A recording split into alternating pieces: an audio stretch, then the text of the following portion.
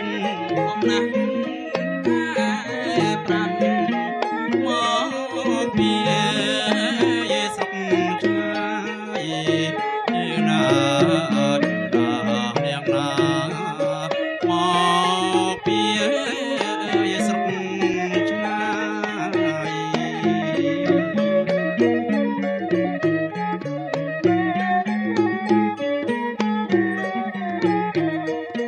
មានទាំងនឹងចៅមហា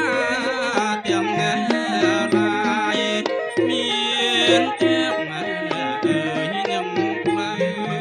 ចៅមហាទាំងឡាយញាតិមិត្តពុក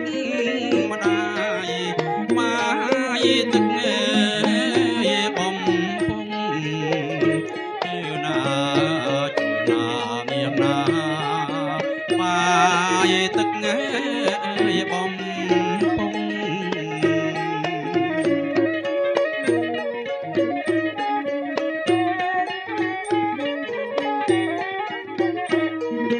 រៀបចំជាជួរតាំងសាលីរៀបចំជាជួរតាំងសាលីហើយចូលរូបជ័យតាមថ្ងៃកំណត់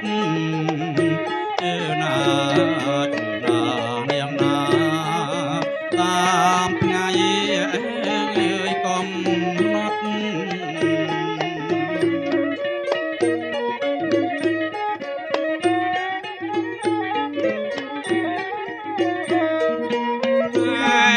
ជើគ្រប់មុខរៀបចំបំរំជើគ្រប់មុខរៀបចំបំរំជាទុំខ្នោស្វាយឡំចូលរងជ័យណា